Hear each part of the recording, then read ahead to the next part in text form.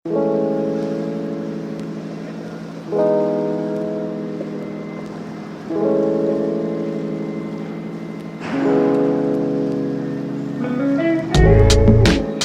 everybody, now you're listening to Life After Coffee podcast. We'd like to share a new perspective to you through this episode. So take a break, chill down, and enjoy the show.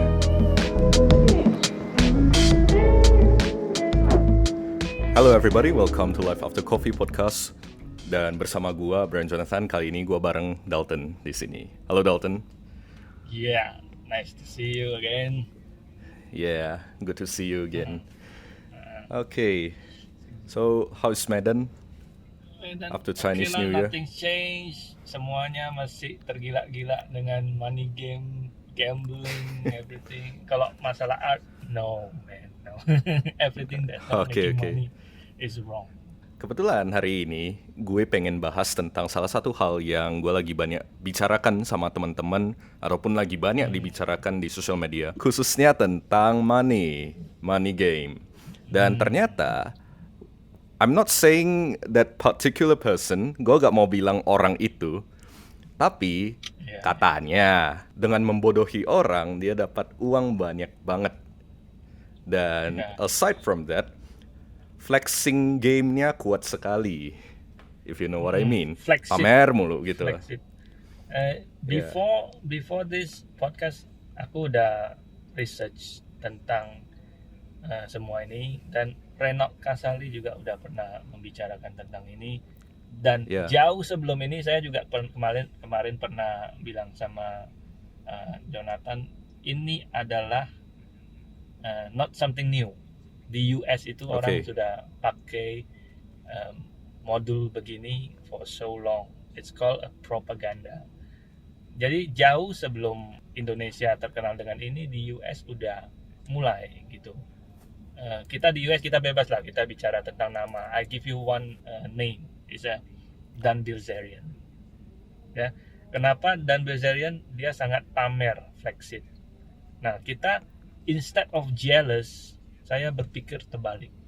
Saya berpikir kenapa harus jealous?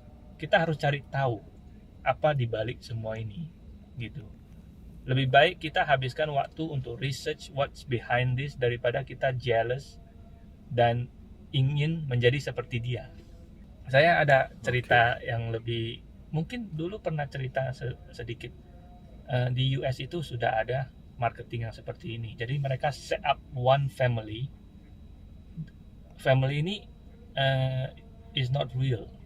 Jadi family ini father, mother, kids semua itu is a worker. Mereka sign contract. Jadi setiap hari itu mereka flex it, they show off. Tapi duit itu bukan dari mereka, dari perusahaan. So everyday mobil mewah, rumah mewah, anak-anak pakai branded everything. Nah, pertanyaannya untuk apa? Rupanya mereka ingin everybody to follow them, gitu. Semuanya penasaran apa sih pekerjaan mereka, gitu. Dan banyak orang yang terjerat akhirnya. Banyak yang DM mereka, bro, saya ingin seperti Anda. Kamu bisnis apa? Oh, you just come to my place.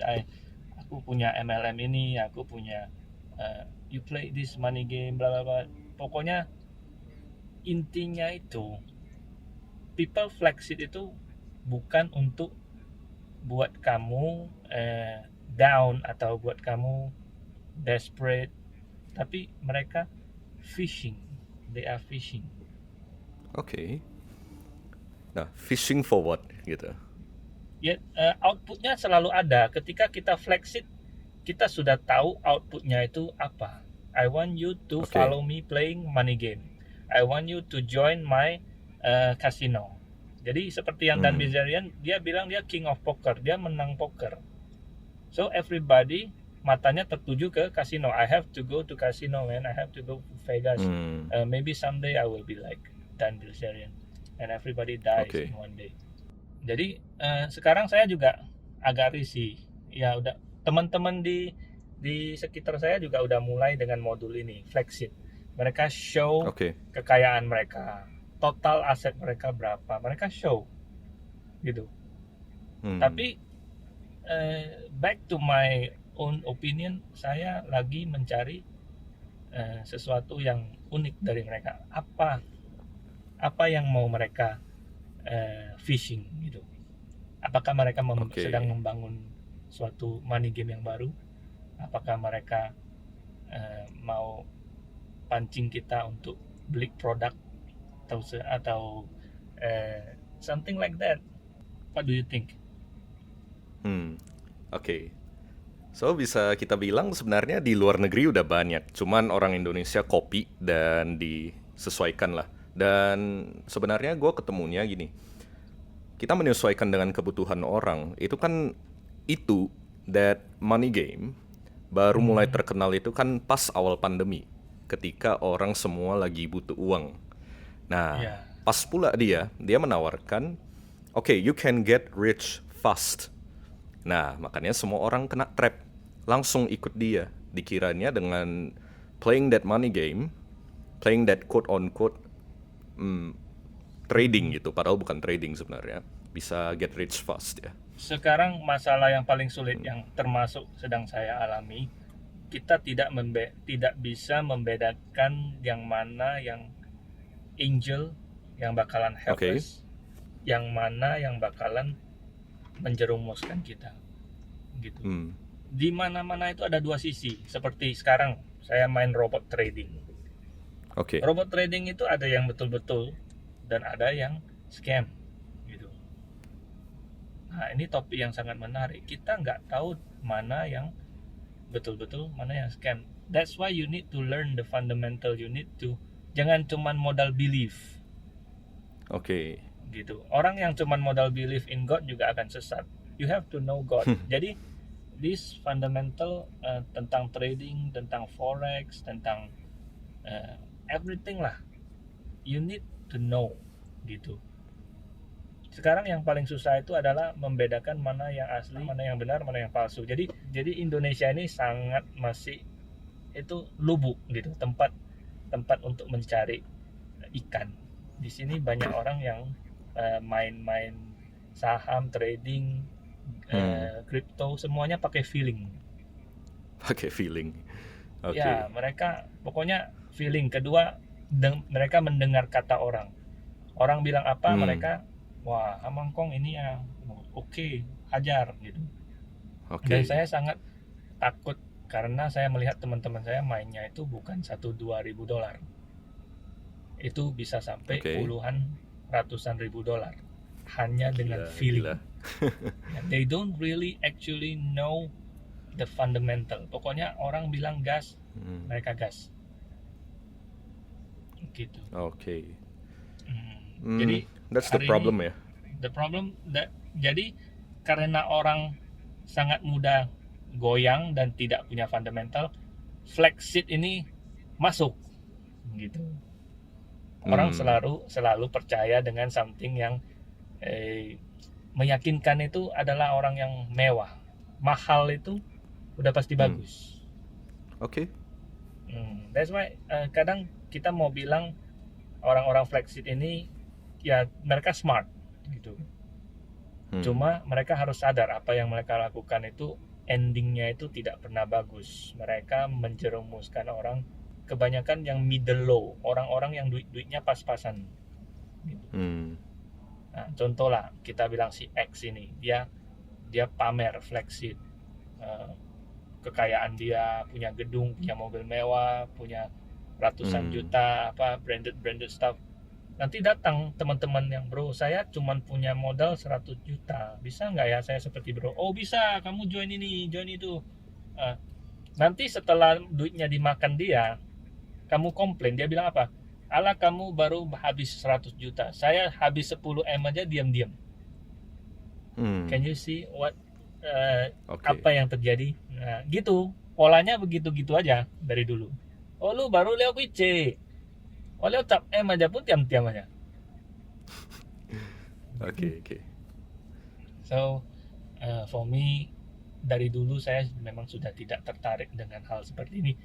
Waktu mereka masuk ke Indonesia, orang-orang ini, saya udah langsung bilang ini Dan Bilzerian. Tapi orang-orang nggak ngerti Dan Bilzerian itu apa, gitu. That's why budayakan research, banyak membaca, semua itu terulang. Everything yang di US terjadi 50 tahun kemudian akan terjadi di Asia. So, setelah kita tahu tentang konsep dari awal itu, kira-kira kita boleh bahas lagi gak lebih dalam? Sebenarnya backstory-nya dari itu yang lagi happening gitu, lagi banyak dibicarakan. yang lagi kena tangkap. Kayaknya dia belum kena tangkap. Tapi I think you know about the backstory. Itu sebenarnya kan bukan uangnya sebenarnya kan, tapi ada backingan dari belakang kan. Kita bicara ini propaganda ya. If I were him. Oke. Soalnya dia teman kita juga. Kita nggak boleh say something back. Kamu juga pernah rekod dia kan. If I were him, dulu saya juga pengen buat seperti ini, propaganda ini. Oke. Bawa mobil mewah, jam tangan mewah, rumah mewah. Kita tinggal sewa atau kita pinjam sama teman-teman konglomerat kita dengan alasan kita mau buat konten gitu. Oke. Tapi dan saya tidak mereka pernah, mau ya? Mau aja, teman-teman mau aja, because it's very easy. Just halo bro, pinjam, ada Hummer di sana, ada Porsche, pinjamnya. Saya mau buat konten.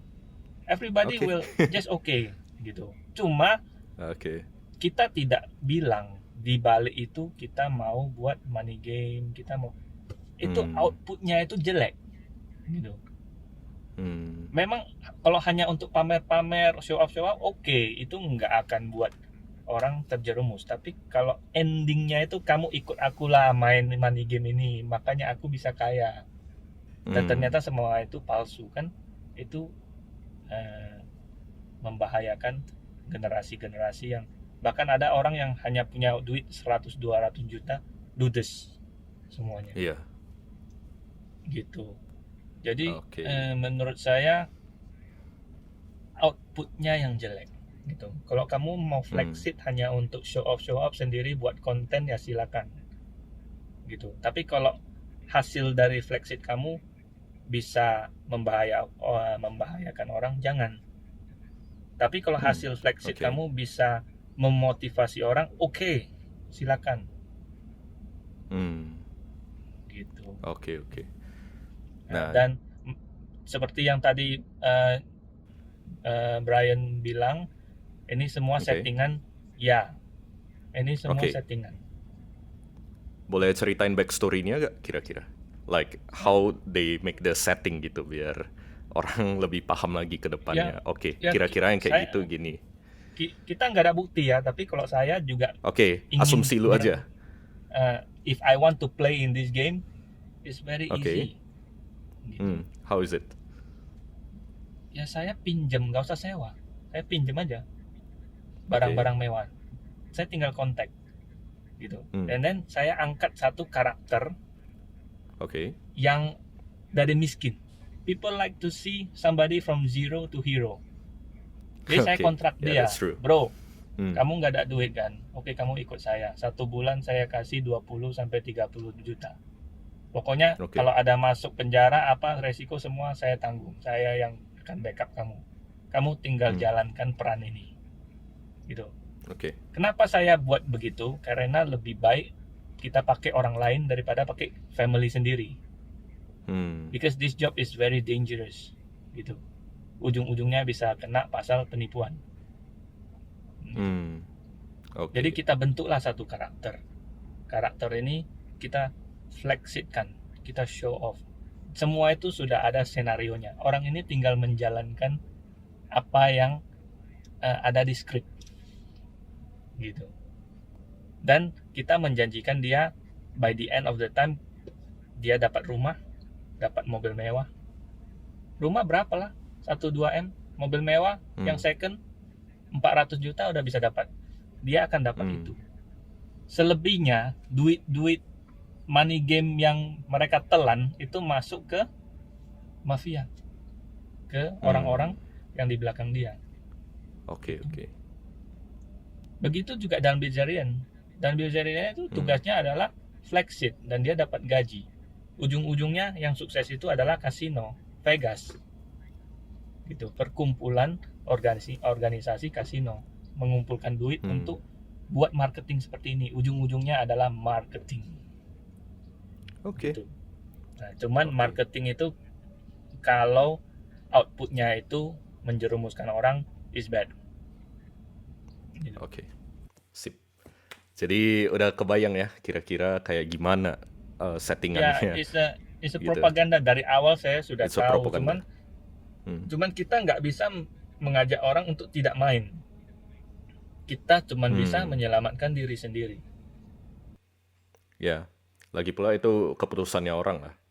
Ya, mudah-mudahan karena kita orang-orang berpendidikan banyak membaca, kita selamat dari adegan-adegan seperti ini. Gitu. Sangat disayangkan teman-teman yang lain yang baru mau naik, punya modal sedikit lah, 200 juta, 300 juta, ditelan habis gitu. Bahkan ada yang jual mobil, bahkan ada yang jual rumah hanya untuk main money game. Ya. Gitu. Udah banyak korbannya. Tapi ya, ini sih seperti tadi Dalton bilang ya, bukan orang berpendidikan ya, tapi dalam arti gini, orang yang sering dengar, sering baca, sering research, dan cari tahu lebih dalam. Ataupun teman-teman yang dengerin podcast kali ini deh. Gitu. Kamu tahu nggak, waktu COVID, pertama kali ada money game, saya langsung kontak Singapura dan Australia.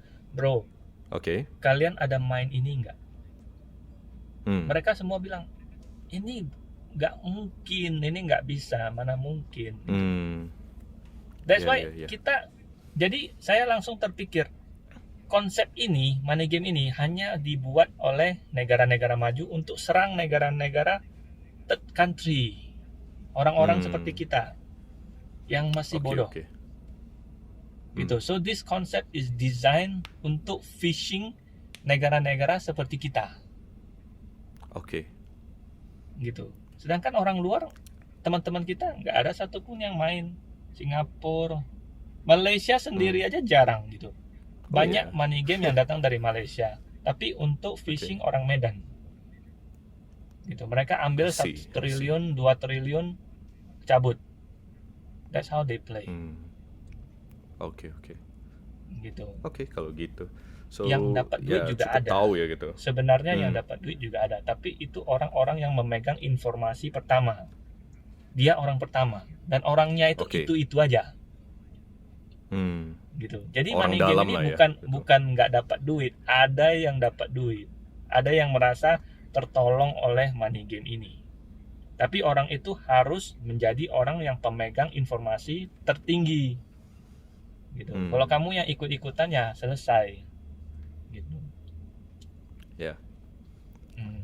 So, kata kuncinya untuk podcast kali ini adalah information. Kamu kalau mau jadi orang yang sukses, kamu harus tepat di dalam pesawat yang memegang informasi yang akurat. Kalau kamu di kapal yang salah, seluruh kapal ini akan tenggelam. You get what I mean? Nah, jadi jangan jadi orang yang di kapal yang salah. Gitu. Duit itu nggak kemana-mana. Duit itu berpindah-pindah. Kalau kamu merasa seluruh orang di sekitar kamu itu struggling, berarti kamu di kapal yang salah. Karena di seberang ada orang yang berfoya-foya, banyak duit. Ya kita jangan bahas duitnya dari mana, tapi mereka betul-betul ada duit, gitu. Ya pokoknya yang mencelakakan orang itu salah. Tapi ada juga orang yang dapat duit dengan cara legal. It's okay. Gitu. Oke. Berarti yang pertama jelasnya kita perlu banyak belajar ya. Kita harus aware tentang apa yang terjadi gitu ya. Kemudian kita harus banyak belajar, banyak informasi ya. Kuasai history, kuasai psikologi. Ini semua ada hubungannya dengan history and psychology. Semua itu sudah pernah terjadi. Kenapa kita masuk lubang lagi? Karena kita tidak menguasai sejarah. Gitu. Betul ya. Dari season pertama kita udah bahas juga itu. 2 ilmu yang kita harus pelajari itu. kenapa hanya kebanyakan orang Medan yang kena? Karena orang Kenapa Medan teit. Pertama, Pertama, bopunsu. Apa bahasa Indonesia? apa itu? Kita tidak tahu skill kita apa. Orang Medan itu semua mocok-mocok. Mereka tidak tahu, Ikut-ikutan mereka tidak ada specific skill. Oke. That's why mereka goyang. Ketika ada ini Kang Tao Lailong, ini adalah kesempatan. Oke. Gitu. Kedua, grit, tamak. Jadi 2. Orang Medan 2. 1, skillnya nggak jelas. Jadi mocok-mocok. Mencari kesempatan, mencari Kang Tao. Datanglah ini, tinggal mereka caplok. Ternyata ini trap, jebakan. Kedua, grit. Manusia itu grit. Gitu. Oke. Tapi ini the truth ya, saya juga sedang mengalami. Kalian jangan pikir nggak ada. Di mana-mana itu, dari zaman Hong Kong, zaman film Wolf of Wall Street, yang namanya 10% per bulan itu betul-betul ada. Jadi kalian jangan pikir orang-orang main forex itu sebulan dapat 10% itu bullshit. I tell you, this is important. Mereka betul-betul dapat, dan itu legal. Mereka main sendiri, mereka kerja keras, bergadang, tidak tidur, pantau terus. 1 bulan 10%. Jadi kalau ada orang yang bilang bokoleng nggak mungkin, bank aja 1 tahun berapa persen, masa mereka main gini 10% per bulan? Mereka tidak tahu. Oke. Jadi dengan modal 100 juta, 200 juta, kamu mau dapat 10%, ada seperti itu. Dan ada resiko juga, kehilangan uang. Tapi it's not money game, it's really forex. Gitu. Jadi semua itu ada resiko, dan tapi legal gitu. Tidak membahayakan orang lain. Dan kamu tidak harus ngajak orang MLM bla bla bla, nggak usah. Kamu sendiri, you are on your own. Kalau kamu punya 1M, kamu pakai 200 juta untuk main. Resikonya adalah duit ini bisa hilang, tapi 1 bulan 10% itu ada. Gitu. Bisa. Oke, so we can conclude ya, di dalam episode kali ini kita bahas tentang settingan dari marketing yang emang udah ada, dan sebenarnya yang sekarang lagi dibahas banyak itu udah terjadi di luar negeri. Indonesia ketinggalan aja, kebetulan baru aja terjadi. Dan itu semua settingan. Jadi hati-hati, it's a trap, it's a money game trap. Jadi tidak perlu terlalu perhatikan gitu loh sebenarnya. You are on your own gitu harusnya. Ya. Kalian lihat orang-orang kaya yang lain, yang betul-betul kaya, mereka tidak berani memamerkan kekayaan mereka, takut pajak. True. Kalau sampai ada orang yang tidak takut pajak, dan mereka memamerkan sesuatu yang berlebihan, mereka pasti mau fishing, mau mendapatkan sesuatu yang lebih gede lagi. Makanya mereka take this risiko. Oke. Gitu. Kalau sekarang lah bro, ada 1 triliun, kamu berani memamerkan kekayaan kamu, tinggal tunggu pajak aja kan? Enggak. Gitu. Takut lah. Kalau bisa sembunyiin lah. Gitu. Walaupun kamu taat pajak, kalau mau dicari kesalahan tetap ada. Gitu. Oke. So, jadi aneh rasanya kalau ada orang yang flexit itu hanya karena dia mau flexit, nggak mungkin. Gitu. There must be something else. They want something bigger. They want big money. Gitu. Make sense. Itu money game yang mereka telan itu betul-betul gede. Gitu.